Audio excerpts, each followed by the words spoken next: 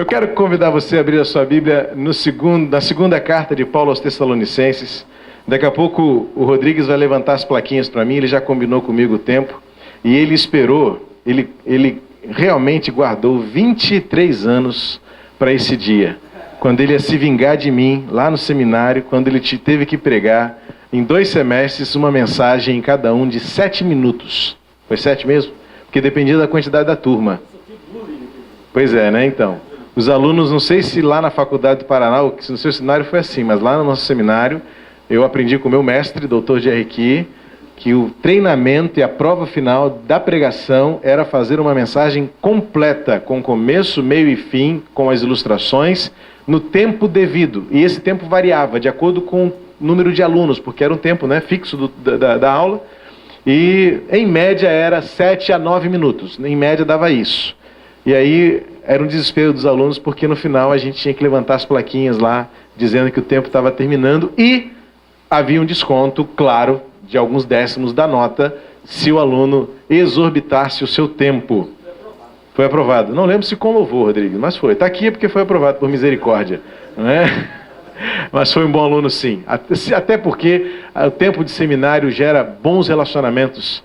E se tem uma coisa gostosa que o tempo de seminário nos dá, é depois nos reencontrarmos nas convenções, nos congressos, e ver que a vida seguiu com a graça de Deus, e cada um lá no seu lugar, florescendo, frutificando para a glória de Deus. Então, deixa eu correr, antes que o Rodrigues pegue ali aquelas plaquinhas. Capítulo 1, eu quero deixar com vocês, neste começo, os versículos 11 e 12. Eu não posso sofrer aqui a síndrome do seminarista. Eu sei que tem alguns seminaristas aqui, tem? Quem é seminarista aqui? Alguns? Joia. Vocês ainda sofrem da síndrome do seminarista, que é quando o pastor dá a vocês a oportunidade de pregar, vocês querem pregar sobre tudo que vocês acreditam, e aquela mensagem fica longa, e a igreja não aguenta mais ouvir vocês. Então cuidado com essa síndrome, é uma dica já como ex-professor de homilética que eu dou para vocês. Vocês terão muitas outras oportunidades para pregar também, e aí eu preciso lembrar que ainda tenho 4, essa e mais 3. Senão dá vontade de falar tudo que eu quero falar para vocês, e aí fica cansativo, fica chato, então eu vou apenas em 2 versículos. Apesar de que também, 2 versículos significa nada, né? Eu sempre digo isso para a igreja, não se iluda com o tamanho do texto bíblico. É muito legal quando você prega um versículo e consegue falar aí 30 minutos, o suficiente para expor tudo aquilo que ele tem da sua riqueza. E às vezes você precisa de um capítulo inteiro para destacar apenas 2 ideias centrais, principais, objetivas, rápidas, porque você precisa do contexto ali todo, não é? Bom, o nosso diretor executivo está aí há não sei quantos anos escrevendo só numa parábola, já o 4º livro, não é? Então, o tamanho do texto não significa nada em relação ao resultado do tamanho da mensagem. Mas eu quero me controlar aqui, vou me segurar nesses 2 versículos como a introdução do que nós vamos depois compartilhar nas outras 3 mensagens sobre esse tema empolgante, que é a chama que deve se manter acesa.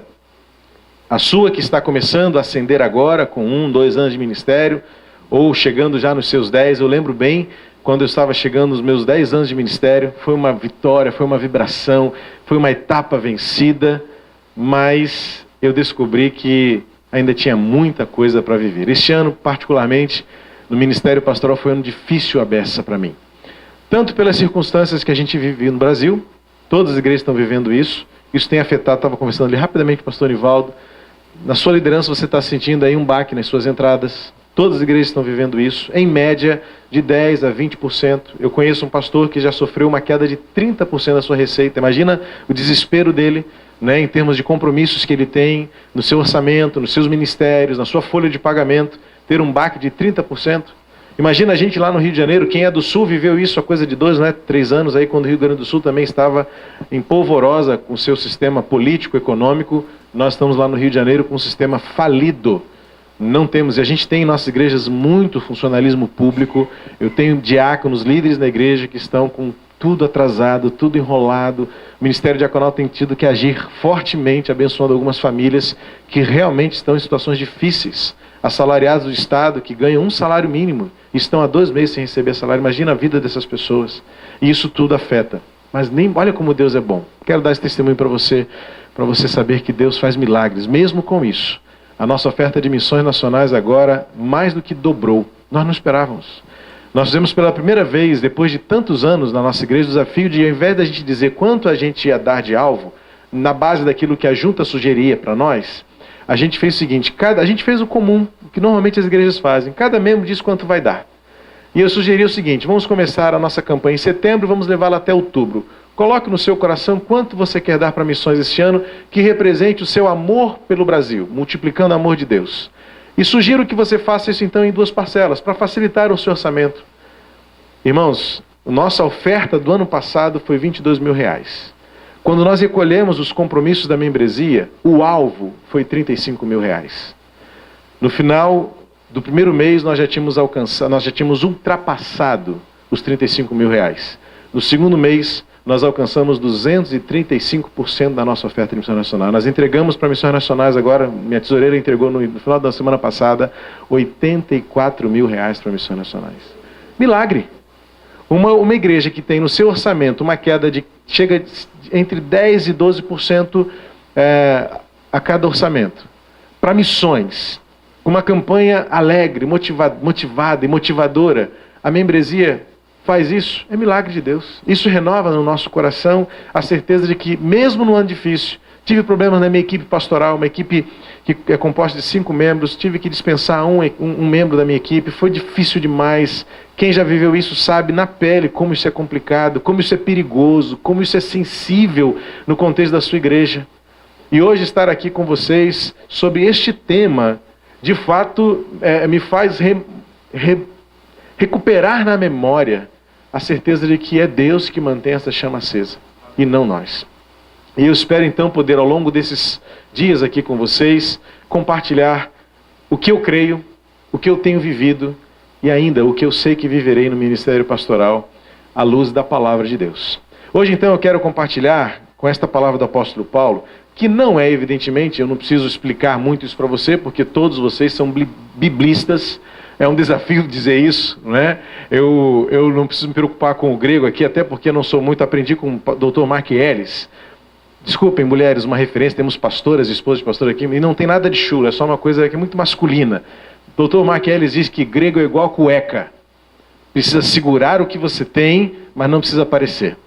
Não é? Ele sempre falou isso. E muitos pastores gostam de expor aí o seu grego, né, para a membresia da igreja, como se sua grande autoridade bíblica é poder citar o grego.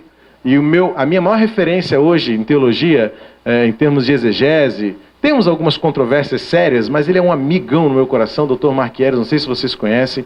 Nossas controvérsias são muito agudas, são muito sérias, mas ele é um homem que eu respeito. Ele fala assim: Purim, guarde o grego para você como você guarda a sua cueca, ninguém precisa ver. Você sabe que está ali, você tem que usar, você precisa, mas ninguém precisa saber que você está usando. Né? E às vezes a gente lembra disso. E hoje eu estou aqui com vocês, eu quero muito mais compartilhar como irmãos, como amigos. Eu não vim aqui ensinar nada para vocês. Eu quero, de alguma forma, permitir que o Espírito Santo me use para compartilhar com você aquilo que eu tenho vivido nesses quase 23 anos de ministério pastoral. Ainda nos meus 45 anos de vida, eu fico olhando para frente, eu espero que ainda tenha uma caminhada muito longa, né? Como meu pai, como o pastor Hélio, como tantos outros aqui, anciãos, que já de cabeça branca, eu não posso nem usar mais cabeça branca porque eu tenho já, né? E barba branca também não serve para mim. Mas saber que eu posso e devo chegar lá no final, na linha de chegada, e dizendo assim, valeu a pena. E eu tenho à minha volta muitas pessoas que me ensinam que vale a pena percorrer esta corrida e ir até o final com a graça de Deus. Então eu não preciso dizer para você que esse texto não é um texto das cartas pastorais.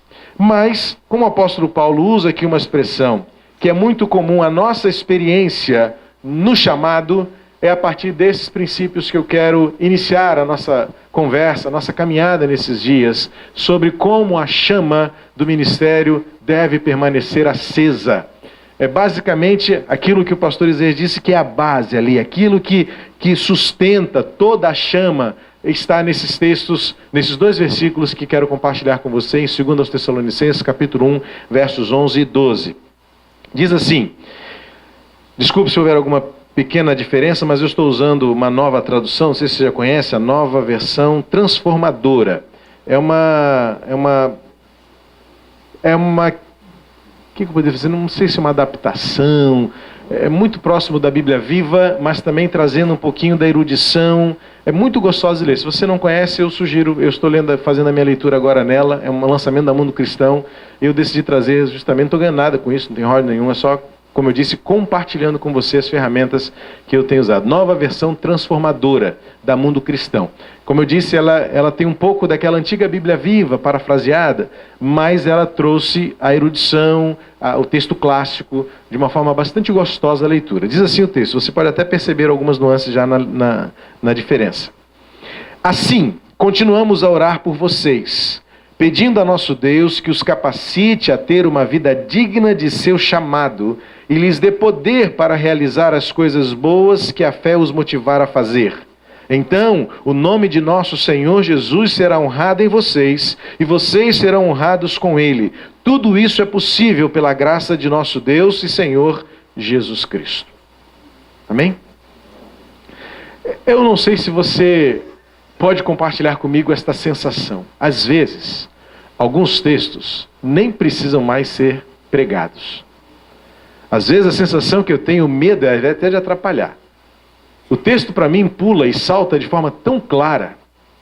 E você que é um exegeta, um pastor, um estudioso da homilética, já viu aqui alguns pontos tão claros, assim, eu não preciso nem fazer mais nada. Fica só com uma sugestão, lê esse texto, medite nele e veja como ele tem tudo a ver com aquilo que nós queremos viver a partir de agora, que é uma chama acesa para sempre, enquanto durar.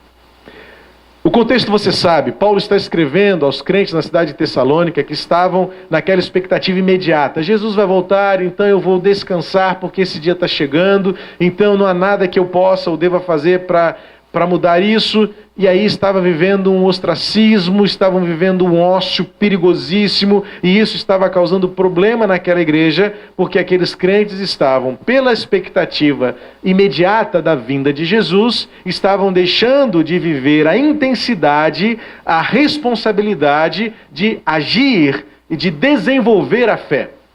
O início do capítulo 1, Paulo vai usar essa expressão, de que ele ora por eles, mas está preocupado em que eles continuem desenvolvendo a fé. Paulo usa essa expressão desenvolver também uma outra vez, quando ele escreve aos Filipenses, desenvolver a salvação. Já viu isso lá em Filipenses, quando ele fala, desenvolvam a vossa salvação? No sentido de que é necessário, não apenas e nunca uma fé meramente contemplativa, mas uma fé ativa, um ministério atuante, um exercício pleno daquilo que nós dizemos crer, se tornando visível por nossas ações. E Paulo estava agora preocupado, porque no meio daquela igreja, o ócio, este ostracismo, este descanso, quase um descaso com a realidade, vivendo uma expectativa da transcendência, daquilo que estava por vir, da vida eterna, da chegada de Jesus. Ele estava preocupado porque parece que aqueles crentes não estavam se preparando para a realidade da vida, para o embate. Paulo fala sobre perseguições, Paulo fala sobre problemas, conflitos. E Paulo prepara dizendo assim, olha, muito cuidado porque o descanso de vocês não é aqui. Lá no versículo 5...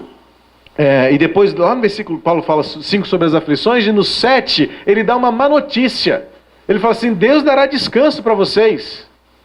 Olha que promessa maravilhosa. Sabe quando? Quando Jesus voltar. Então, enquanto Jesus não voltar, meu querido, é ralação, é sofrimento, são lágrimas.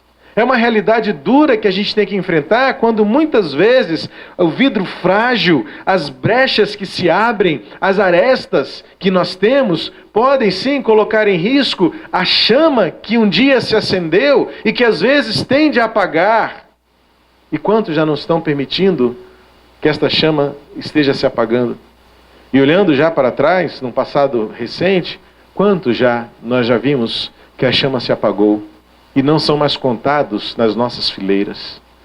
Abandonaram o ministério, e alguns, mais tragicamente, você acompanhou isso certamente nos últimos meses, 2 colegas deram cabo de sua vida recentemente, um em Minas, outro em Salvador, e a gente poderia se lembrar de outros aqui, que não só a chama do ministério, mas a chama da vida se foi, porque sucumbiram ao sofrimento à oposição, ao estresse, à crise. E agora então Paulo vai iniciar este trechinho dizendo assim: é por isso que eu oro por vocês. Porque enquanto Jesus não voltar, vocês precisam manter a vida digna do chamado.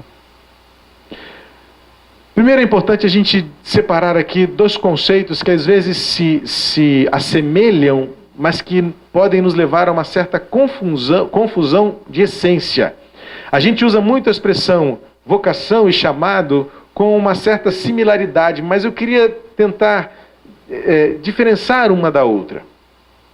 E quero propor isso a você, uma tese, não é? De que o chamado não é uma vocação necessariamente, e a vocação não gera um chamado também necessariamente. São coisas bem distintas, até ao meu ver. A vocação, eu lembro quando eu era pré-adolescente, mamãe e papai estão aqui comigo e eles serão minhas testemunhas oculares, eu não vou poder mentir nem um pouquinho para vocês, porque eles sabem tudo da minha vida. Não vou nem poder usar aquela ilustração que alguns usam assim: eu conheço uma pessoa, e está falando dele mesmo, né? Eu tenho um colega, né? Pô, cara, fala que é você, rapaz, né? Quando eu era pré-adolescente, eu vivia essa crise que todo pré-adolescente vive: o que eu vou ser quando crescer? Eu lembro que papai e mamãe investiram nos tais dos testes vocacionais. Hoje não é tão feito mais isso, pelo menos eu não tenho visto esse movimento com a nossa geração de filhos, esta preocupação em orientá-los vocacionalmente.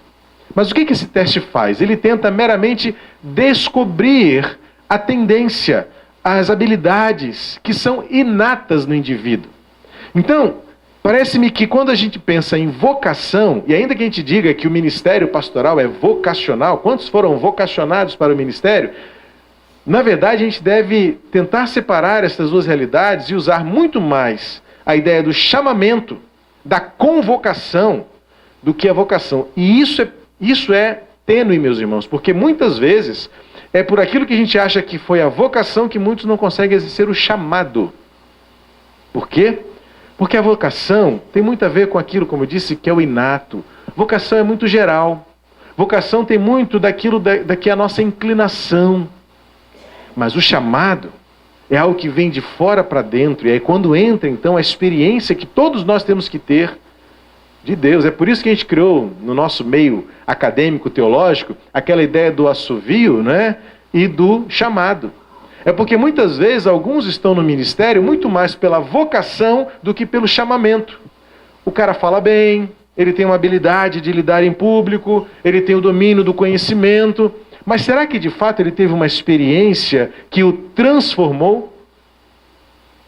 Por que essa diferença?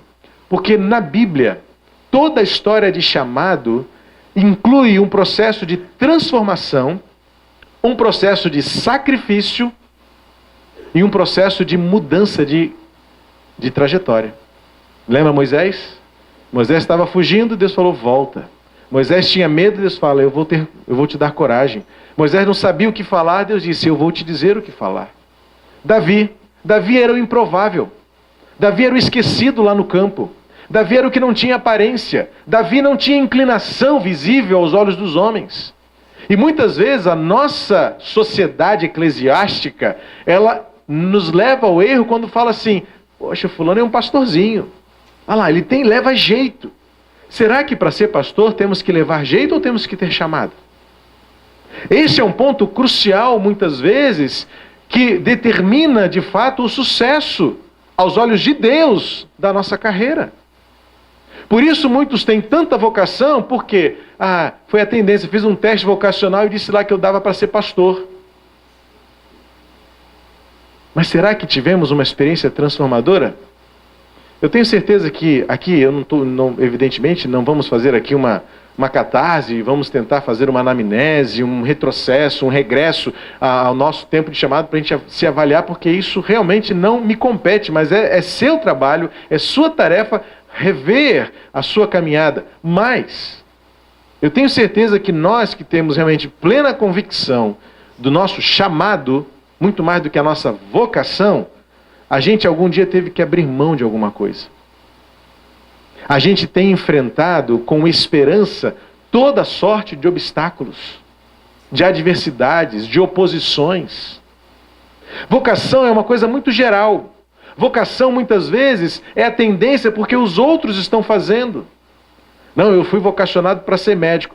Claro, você gosta de estudar, você gosta de ganhar dinheiro, você gosta de ter um status social, porque ainda é uma profissão que goza de status social, no nosso contexto.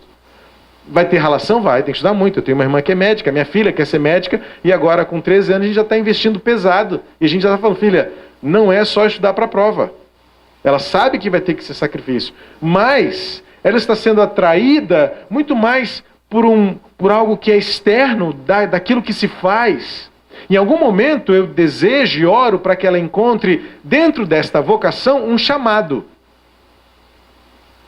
E esse é o diferencial. Eu diria então que, se nós quisermos então relacionar um termo ao outro, eu proporia a seguinte tese. Toda vocação, para ser bem-sucedida, ela precisa ter um chamado. E todo chamado, para ser autêntico, precisa ser maior do que a vocação. O grande problema é que muitos acham que são o que são, sem terem sido realmente chamados. A experiência da voz, da transformação, de você ter a certeza de que você abriu mão de alguma coisa que antes você queria ser. Um piloto de avião, um engenheiro, um médico, um profissional bem-sucedido do comércio, um empresário. E você abre mão disso tudo para entregar-se por inteiro. A W. Tozer diz no seu testemunho de chamado, ele diz, Deus me quis por inteiro. E enquanto eu não dei tudo, e eu não dei tudo, e não dei tudo, eu não dei nada. A gente precisa entender que quando Paulo está dizendo àqueles crentes que nós temos um chamado, esse chamado deve nos mover a um modo de vida digna, significa que é uma integridade, uma inteireza nisto, para que de fato, os que de fora nos veem, veem que de fato somos chamados. Não há uma confusão, não há uma impressão.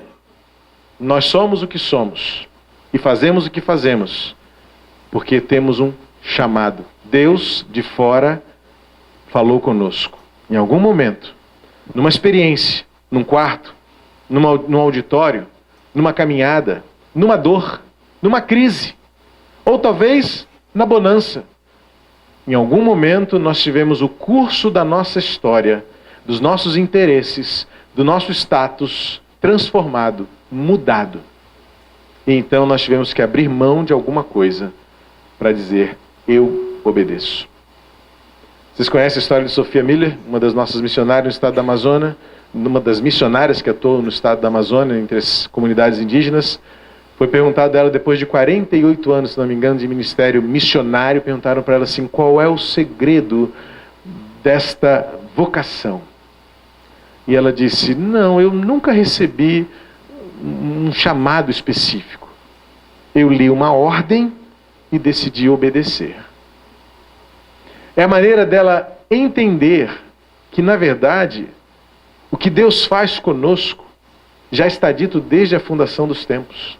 E a Bíblia inteira, do início ao fim, é a Bíblia de um Deus que nos convoca, que nos chama. E agora Paulo está dizendo assim, eu oro para que vocês vivam de uma maneira digna. Como então viver de uma maneira digna? É aí que eu quero tratar rapidamente dos pontos que este texto nos ensina. Primeiro ele fala que o poder vem de Deus. Ele diz assim, o chamado que vem de Deus e que Deus lhes dê poder para realizar as coisas boas. Nós muitas vezes é que atrapalhamos o agir de Deus na nossa vida, na vida do nosso povo, da nossa igreja.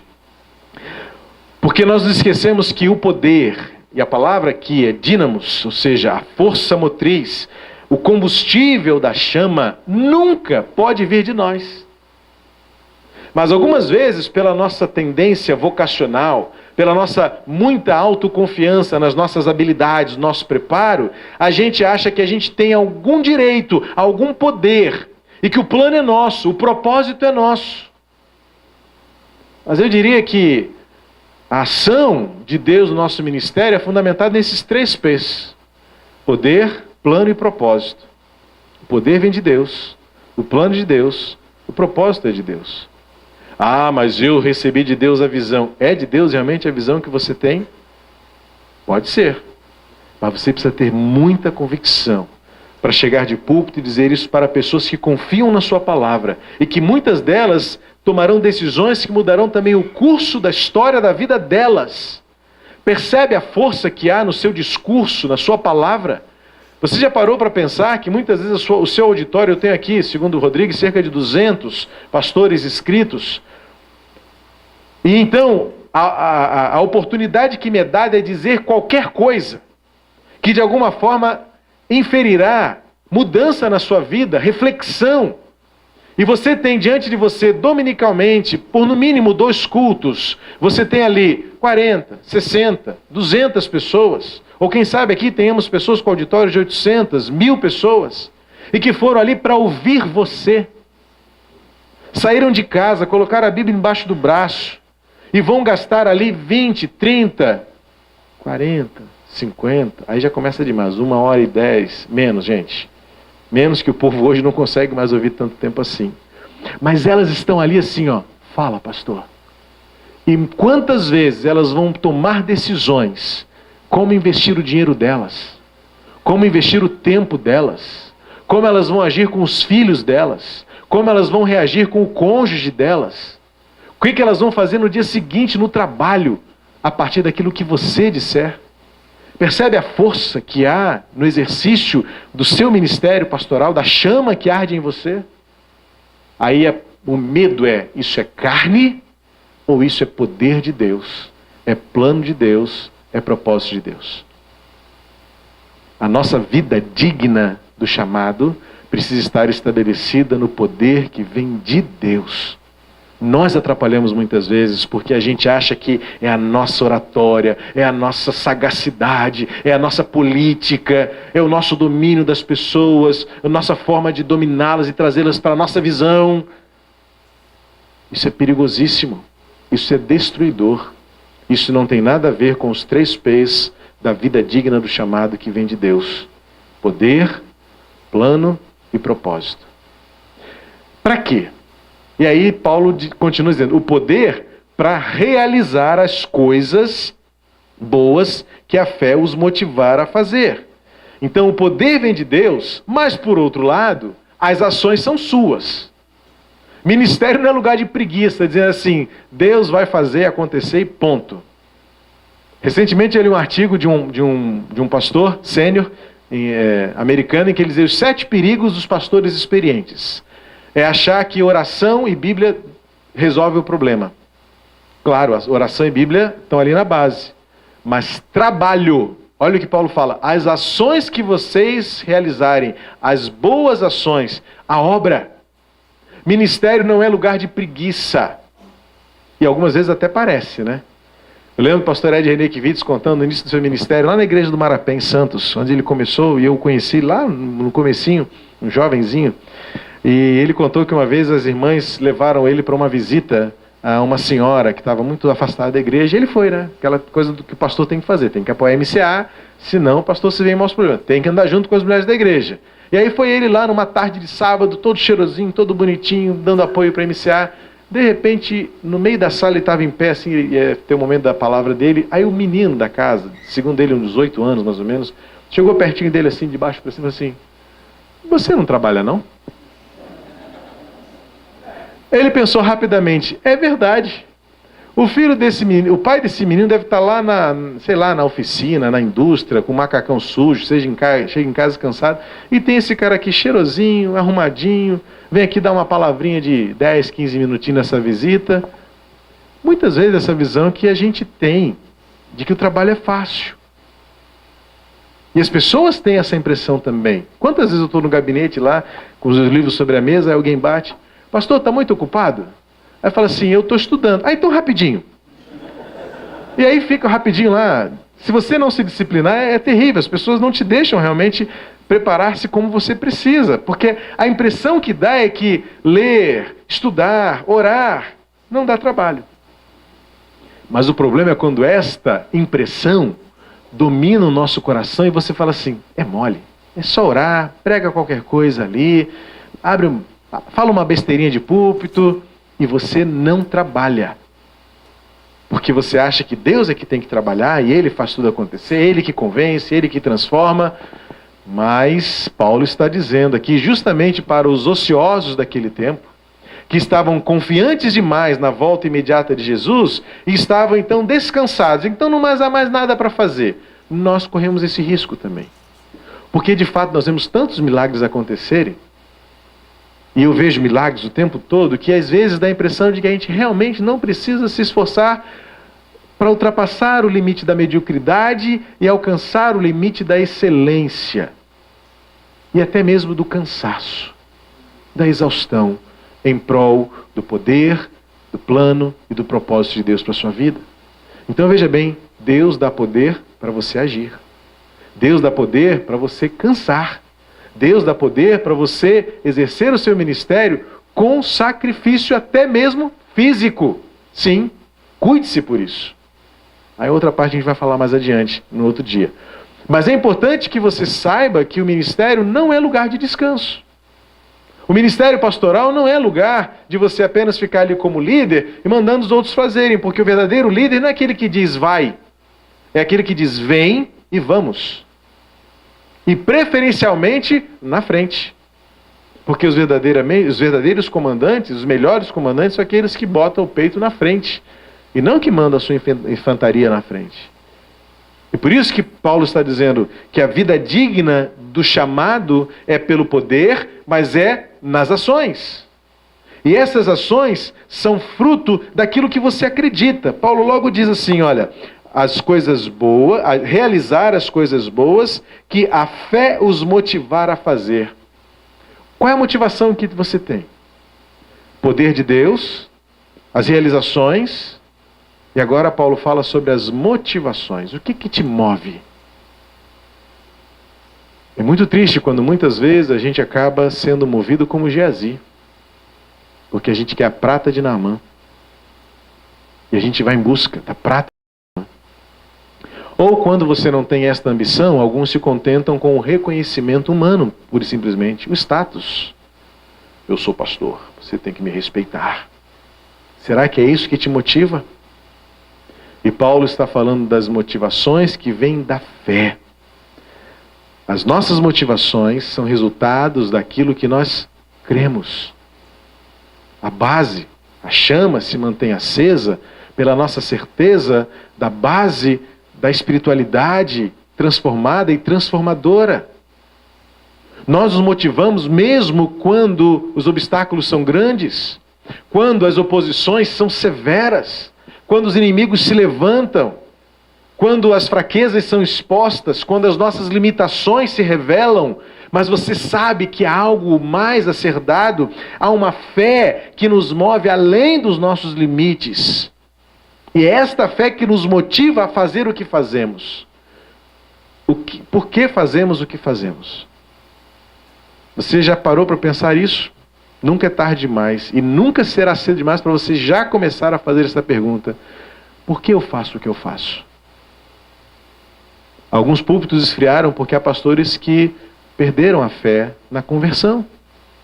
Talvez porque estejam há tanto tempo pregando e não vejam resultado, que começam a duvidar de que Deus ainda vai salvar pessoas. Às vezes o problema social está tão grave que você perde a esperança de que vale a pena continuar pregando, já que essa geração está perdida. O mundo jaz no maligno mesmo, então para que pregar? Não.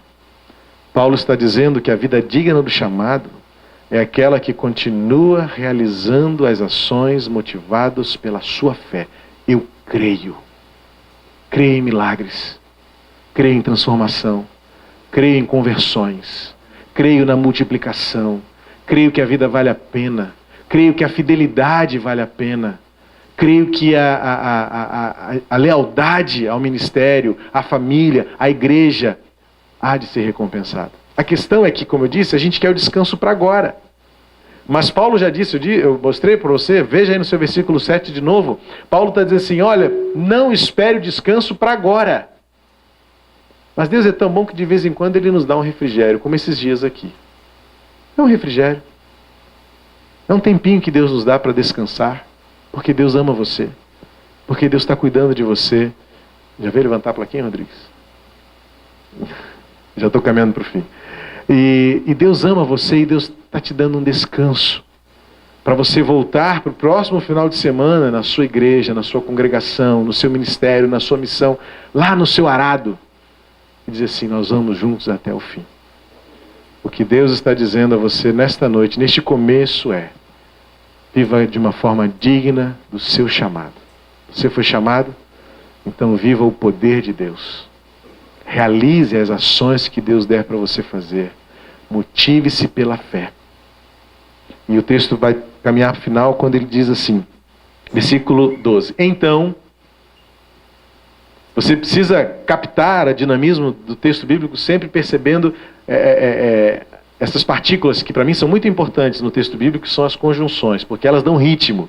Especialmente Paulo faz muito isso. Você percebe, né, que Paulo tem os parágrafos extensos, os pensamentos dele se ligam lá adiante. Ele fala um negócio aqui, depois lá no final do capítulo, no outro capítulo, e atrapalha os numerozinhos, né? É que você vai entender que ele estava dizendo, por isso está lá no final, lá no início. E é importante então você perceber que Paulo agora está dizendo assim, então, sabe o que é esse então aqui? É consequência. Qual é a consequência do que você quer fazer? Qual é a consequência do seu chamado? Qual é a consequência do seu ministério? É o seu nome na placa? É a medalha no peito? É o seu salário no final do mês? É a honra dos seus membros? Não. Paulo deixa claro que a consequência de uma vida digna do chamado está aqui agora. Qual é? O nome do nosso Senhor Jesus será honrado em vocês. Os resultados só podem ser um: a glória de Deus na sua vida. As lutas, o sofrimento, os obstáculos, tudo isso faz parte do nosso deserto. E o bônus, a glória, não é sua. Tem que ser do Senhor Jesus. Nós devemos levantar nessa geração de pastores e pastoras, homens e mulheres, que entendem a diferença entre chamado e vocação, e que têm a certeza de que a sua trajetória de vida foi transformada porque um dia você teve um chamado. E este chamado te colocou numa vida que deve ser dignificada pelo poder, pelas realizações, pela motivação e, finalmente, pela glória de Deus. Não é o seu nome, não é o seu ministério, não é a sua recompensa. Tudo que você faz, e não é naquela falsa humildade, glória ao Senhor, mas o meu nome na placa. Glória ao Senhor, mas o reconhecimento dos homens ao meu nome é muito bom. Não. É andar de joelhos, é quebrar-se diante do Senhor, querer que somente a glória dele seja vista na sua vida e na vida do seu povo, do seu rebanho. E o que realiza tudo isso? Paulo termina com a última e mais linda declaração, quando ele fala: tudo isso é possível pela graça de nosso Deus e Senhor Jesus Cristo. Tudo é pela graça. Eu não valho nada. E se eu achar que eu valho alguma coisa, eu começo a apagar a chama deste chamado, tornar a minha vida indigna, e depois será muito fácil descobrir por que a chama se apagou. Porque eu esqueci que eu só dependo e devo depender da graça. E tem uma definição de graça que eu li há muito tempo, eu nem lembro de quem foi num artigo, alguma coisa assim, que a melhor definição que para mim coube a graça não é apenas dizer que é o dom imerecido de Deus, né? Graça é Deus fazendo aquilo que eu não posso fazer sozinho. Não é isso que é salvação? Você não pode salvar-se a si mesmo. Então, pela graça somos salvos. Deus fazendo o que você não pode fazer. Agora aplica isso para o seu ministério. Você pode fazer alguma coisa sozinho no seu ministério? João 15,5, Jesus disse: porque sem mim vocês não fazem nada.